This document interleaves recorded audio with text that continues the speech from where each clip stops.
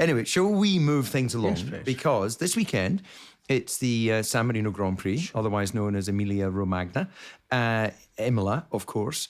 And it's 30 years since the tragic loss of Roland Ratzenberger and Ayrton Senna. And, of course, not only due to those two terrible tragedies, but, of course, your own driver, Rubens Barrichello, had a very serious accident on the Friday, where testament to the good fortune of where he made impact with the barrier and the strength of the Jordan car.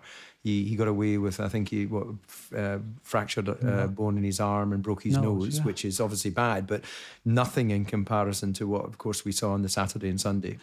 As soon as the session was over, I went to the medical centre. I saw Prof. Watkins, and they said, listen, he's going to be fine. He was sent for observations to the hospital, and I said, which one is he in? And I got one of the team guys to drive me there as quick as possible. And when I got there, which was absolutely ridiculous, that could not understand how he was finished a session, debriefed, and was there before me, and that was Ayrton Senna.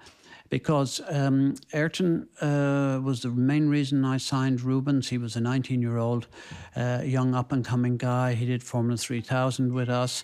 And as you well know, David, you probably know him because he's not far removed from your vintage or when you were around at the time. Yeah, we raced against each other since 1990. Yeah. So you know him from Formula 3000. Absolutely. And so all the way up, Ayrton pointed out to me, he said, look, yes, go, take a chance. You will really not regret it. No one had really heard about him at this stage.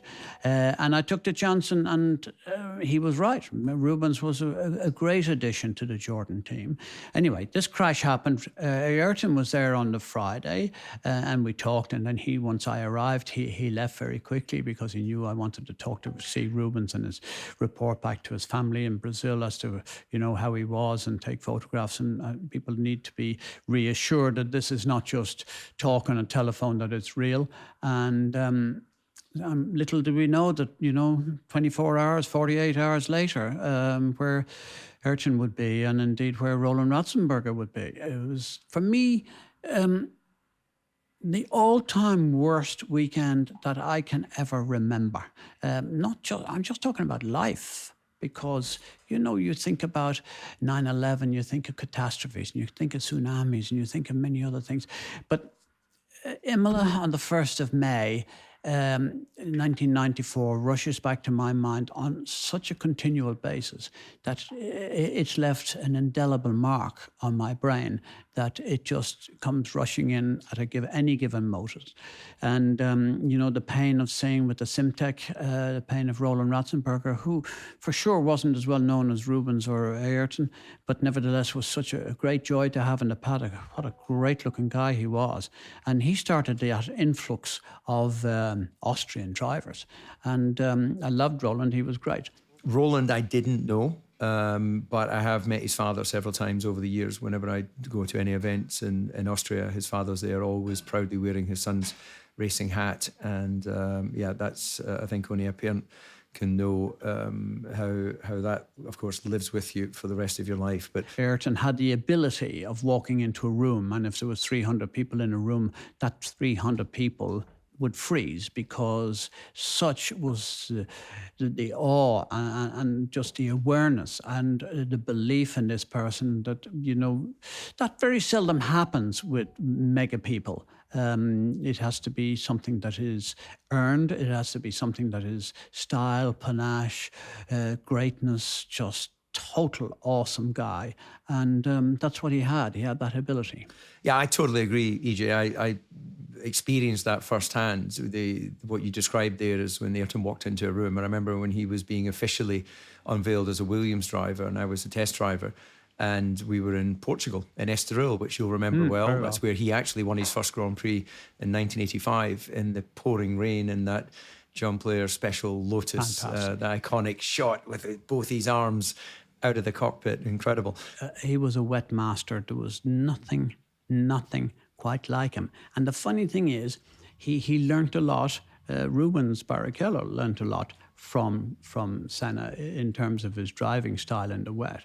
And for those people who like to drive and stuff, I learned something amazingly because way back in '82, Senna drove his first ever Formula 3 car. I think we've said this on the podcast before, in Silverstone in a Jordan Formula 3 car. So I was lucky enough to see him and give him his first chance. But what was remarkable, David, when he was going in the corners, when it was wet, he always felt that the inside of the track was slipperier. And the reason being is because most people funnel their way into the inside of the track, and the grip is not as good there as it is on the outside of the track, because naturally the water kind of drains down into the center of the track. And he had this philosophy: by staying high, he could keep on the brakes later. He could actually go through in the corner. There would be better grip for him. And I'm not sure if this is something that you found in your time of racing, but he had a very unique way of driving in the wet, which was so strong, so powerful, and believe it or not, so successful. That's his best times I've ever seen Ayrton was in his wet. So EJ, traumatic weekend indeed. And I remember you telling me a story that really moved me about the flight home. Most of the teams being based in the UK, of course. There used to be the Formula One charters, and you were on that flight. Never in my lifetime had it ever happened prior to that, and did it ever happen after that, because we were one of the teams that went on the Formula One travel, and as a result we would hire, or they would hire, a couple of planes or big planes or whatever, and going back to the UK that night, it will be just Formula One personnel. And it's the only time that I can absolutely be certain that not one word was mentioned. I don't even think there was service on the plane. No one said a word to each other, and there was just total and absolute respect or disbelief, or what the hell has happened here? This was the most frightening weekend of all our memories of Formula One weekends. And, the fact that it was Ayrton who was like a leader, he was the beacon, he was the big star in our business at that time. Ayrton Senna was a god, and as I said before, he just mesmerized people. He was that good. And that was a measure of the man. No one said a word from the start of the flight to the very end of the flight. And it's something that I will remember for the rest of my life. Yeah, well, what a lovely way to tribute what was an extraordinary career, an extraordinary man. So in memory of Roland and Ayrton, 30 years ago, last weekend, I believe.